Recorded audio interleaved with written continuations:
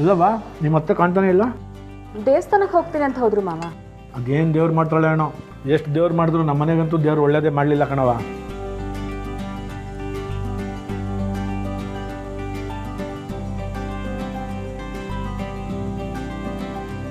ಅಪ್ಪ ನನ್ನ ಮಗಳು ಅಂತೂ ಇಂತೂ ರೂಮಿಂದ ಆಚೆಗೆ ಬಂದ್ಲು ಕಳ. ಲೇ ಮರುಗಡ ನೋಡ್ಲಾ ನನ್ನ ಮಗಳ ಮುಖದಲ್ಲಿ ಹೆಂಗೈತೆ ಕಳೆ. ಮತ್ತೆ ನಮ್ಮ ಸಿದ್ದು ಭವನವ ಮನೆಗೆ ಬಂದ್ಮೇಲೆ ಒಳ್ಳೇದಾಗದೇ ಇದ್ದದ? ನೀವು ಅವ್ರ ಈ ಮನೇಲಿ ಇರೋದೇ ಬೇಡ ಅಂತ ಇದ್ರಿ, ಅವ್ರು ಬತ್ತಿದ್ದಂಗೆ ಒಳ್ಳೆ ಶುಭ ಸುದ್ದಿ. ಲೈ ಸ್ವಾಮಿ ಕಂಡು ಕೂತ್ಕೊಳ್ಳ ನೀನು. ಯಾವ್ಯಾವ ಟೈಮ್ಗೆ ಏನೇನು ಆಗಬೇಕೋ ಅದಾಗದೆ. ಯಾರೋ ಬಂದ್ಬಿಟ್ರು ಅಂತ ಏನು ಇಲ್ಲಿ ಬದಲಾವಣೆ ಆಗಿಲ್ಲ.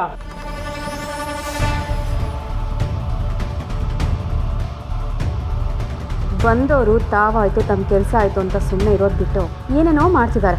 ಇವ್ರನ್ನ ಹೀಗೆ ಬಿಟ್ಟರೆ ನಾನು ಮುಂದುವರಿಯೋದಕ್ಕಾಗೋದಿಲ್ಲ. ಅದೆಷ್ಟು ದಿವಸ ಈ ಖುಷಿ ಇರುತ್ತೋ ನಾನು ನೋಡ್ತೀನಿ. ಏನು ಎರಡೆರಡು ಥರ ತಿಂಡಿ? ಏನು ಸ್ಪೆಷಲ್ಲು? ಒಂದು ಅತ್ತೆ ಮಾಡಿದ್ದು, ಒಂದು ಭಾವನೆ ಮಾಡಿದ್ದು. ನಿಮಗೆ ಯಾವ್ದು ಇಷ್ಟನೋ ಅದು ಹಾಕೊತೀನಿ. ನನಗೆ ಎರಡೂ ಇಷ್ಟ, ಎರಡೂ ಹಾಕೊಂಡು ತಿಂತೀನಿ. ನಿನಗೆ ಹೆಂಗೆ ಅನ್ಸುತ್ತೋ ಹಂಗೆ ಮಾಡವ. ಇನ್ಮೇಲೆ ನೀನು ಹಿಂಗೆ ಇರಬೇಕು ಕಣವ, ನಗ್ನಗ್ತಾ ಇದ್ದೇ ಇರ್ತೀನಪ್ಪ. ಇಲ್ಲ ಅಂದ್ರೆ ಸಿದ್ದು ಭಾವನ ಬಿಡ್ತಾರ, ಎಳ್ಕೊಂಬಂದು ಕೂಡಿಸ್ತಾರಷ್ಟೇ.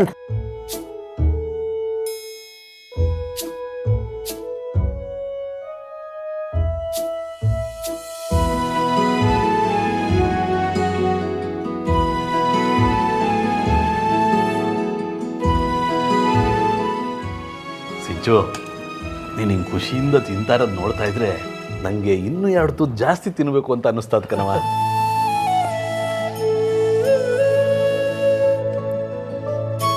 ಬರೀ ಎರಡು ತುತ್ತು ತಿನ್ನೋಣ, ಇರೋದನ್ನೆಲ್ಲ ನೀನು ತಿನ್ಬಿಡು.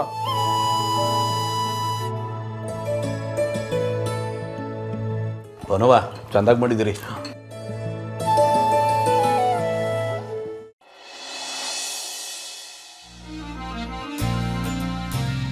ವೆಂಕಿಯವರೇ, ನೀವು ನಮ್ಮನ್ನು ಕ್ಷಮಿಸಬೇಕು. ಜಾನ್ವಿಯವರು ನಾನು ಇಬ್ಬರೂ ಅಂಗಡಿ ಓಪನಿಂಗ್ ಬರೋಕ್ಕಾಗಲಿಲ್ಲ. ಬಿಸ್ನೆಸ್ ಪ್ರೆಷರ್ ಹೇಗಿರುತ್ತೆ ಅಂತ ಗೊತ್ತಲ್ಲ ನಿಮಗೆ. ಹಾಗೆ ನಿಮ್ಮ ಬಿಸ್ನೆಸ್ ಹೇಗೆ ನಡೀತಾ ಇದೆ?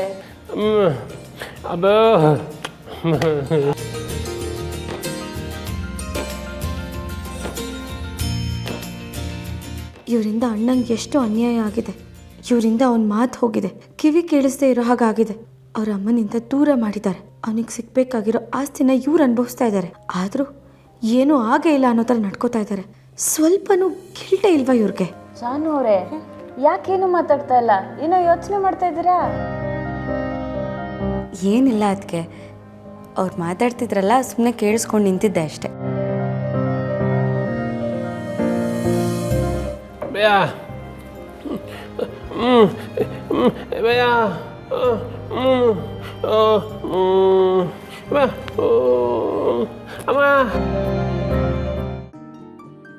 ಅಯ್ಯೋ ಅಣ್ಣ, ಹಾಗೆಲ್ಲ ಏನೂ ಇಲ್ವೋ? ನಾನು ಇರೋದೇ ಹೀಗಲ್ವಾ? ಅವ ಜಾನು, ಕಣ್ಣರಿದೆ ಹೋದ್ರೂ ಕರಳರಿಯುತ್ತಂತೆ. ಹಾಗೆ ನಮ್ಮ ವೆಂಕಿಗೆ ಬೇರೆಯವ್ರ ದುಃಖ ಬೇಗ ಅರ್ಥ ಆಯ್ತದೆ ಕಣವ.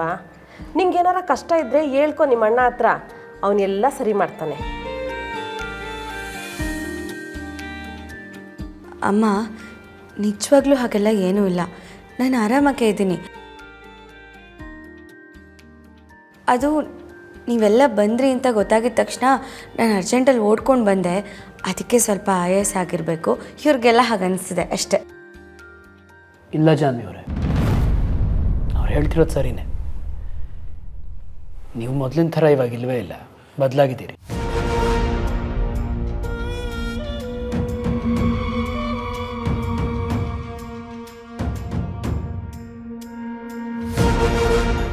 ಅಂದರೆ ಮುಂಚೆ ಯಾವಾಗೂ ನಾರ್ಮಲ್ ಆಗಿ ನಗ್ನಗ್ತಾ ಇರ್ತಾ ಇದ್ರಿ. ಈಗ ತುಂಬ ಸೀರಿಯಸ್ ಆಗಿಬಿಟ್ಟಿದ್ದೀರ ನೋಡಿ. ಸ್ಮೈಲಿಂಗ್ ಜಾನು ಇಲ್ಲ, ಸೀರಿಯಸ್ ಜಾನು ಇವಾಗ.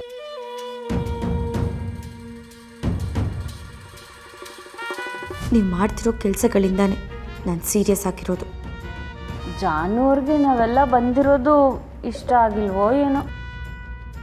ಅದಕ್ಕೆ ಯಾಕಾಗೆಲ್ಲ ಅಂತಿದ್ದೀರಾ ನೀವು? ನೀವೆಲ್ಲ ಬಂದಿದ್ದು ನಂಗೆ ಎಷ್ಟು ಖುಷಿ ಆಗ್ತಿದೆ ಗೊತ್ತಾ? ಸರಿಯಾಗಿ ಹೇಳಿದ್ರಿ ಜಾನ್ವಿ ಅವರೇ, ಮನೆಯಲ್ಲಿ ಜನ ಇದ್ದಷ್ಟು ಸಂತೋಷ ಹೆಚ್ಚುತ್ತೆ ಅಲ್ವಾ? ಅದಕ್ಕೆ ಮೊನ್ನೆ ತಾನೇ ಅಂಗಡಿ ಓಪನ್ ಮಾಡಿದ್ರಿ, ಬಿಸ್ನೆಸ್ ಎಲ್ಲ ಚೆನ್ನಾಗಿ ಆಗ್ತಿತ್ತು ಅಂತ ಹೇಳಿದ್ರಿ. ಮತ್ತೀಗ ಎಲ್ಲರೂ ಇಲ್ಲೇ ಇದ್ದೀರಾ, ಅಂಗಡಿ ಯಾರು ನೋಡ್ಕೋತಿದ್ದಾರೆ? ಯಾರೂ ಇಲ್ಲ ಜಾನವ್ರೆ, ಬಾಗ್ಲು ಹಾಕ್ಕೊಂಬಂದಿದ್ದೀವಿ. ಅತ್ತೆ ಮಾವ ಹೇಳಿದ್ರು ಮೊದಲು ಅವಂಗೆ ಕಣ್ಣು ಬರ್ಸೋದೇ ಮುಖ್ಯ ಅಂತ, ಅದಕ್ಕೆ ಬಂದ್ಬಿಟ್ಟು. ಸರಿಯಾಗಿ ಹೇಳಿದ್ರಿ ನೋಡಿ, ತಾಯಿಗಿಂತ ಮುಖ್ಯವಾದ್ದು ಜಗತ್ತಿನಲ್ಲಿ ಯಾವುದೂ ಇಲ್ಲ ಅಲ್ವಾ ವೆಂಕಿಯವರೇ? ನೋಡಿ, ನೀವೇನು ಯೋಚನೆ ಮಾಡಬೇಡಿ. ಇನ್ಮೇಲೆ ನಿಮ್ಮ ಸಮಸ್ಯೆ ನನ್ನ ಸಮಸ್ಯೆ, ಅದಕ್ಕೆ ಪರಿಹಾರ ನಾನೇ ಹುಡುಕ್ತೀನಿ.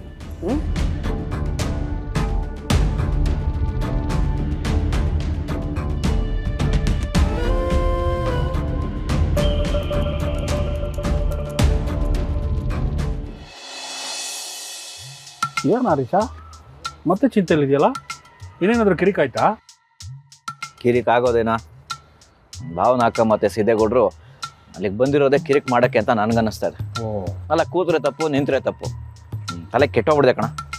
ಆ ಮನೇಲಿ ಆ ಒಂದು ಘನತೆ, ಗೌರವ ನನಗೇನು ಬೇಡವೇನೋ, ಮರ್ಯಾದೆ ಬೇಡವಾ ನಮಗೆ? ನಿಜವಾಗ್ಲೂ ನಿಂಗೆ ಆ ಮನೆಯಲ್ಲಿ ಮರ್ಯಾದೆ ಇದೆಯಾ?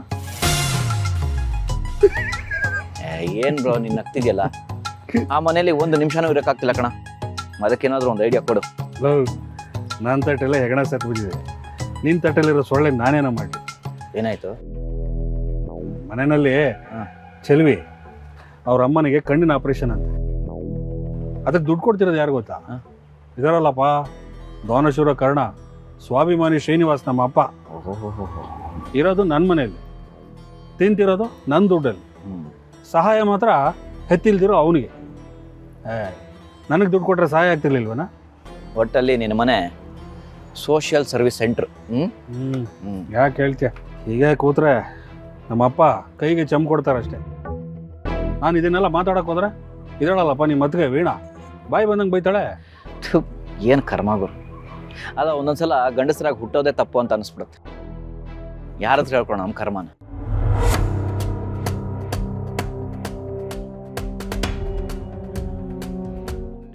ಸರ್ ನಮಸ್ಕಾರ. ಓ ಪರಮೇಶ್, ಏನ್ರಿ? ಸರ್ ನಿಮ್ಮ ಹತ್ರ ಮಾತಾಡ್ಬೇಕಿತ್ತು, ಸ್ವಲ್ಪ ಸೈಡಿಗೆ ಬರ್ತೀರಾ? ರೀ ಏನ್ರಿ ಯಾವಾಗಲೂ ಸೈಡಿಗೆ ಬನ್ನಿ ಅಂತಿರ್ತೀರಲ್ರಿ, ಅದೇನೋ ಇಲ್ಲೇ ಹೇಳ್ರಿ. ಸ್ವಲ್ಪ ಇಂಪಾರ್ಟೆಂಟ್ ಮಾತಾಡಬೇಕಿತ್ತು, ಪ್ಲೀಸ್ ಸರ್ ಸ್ವಲ್ಪ ಸೈಡಿಗೆ ಬನ್ನಿ.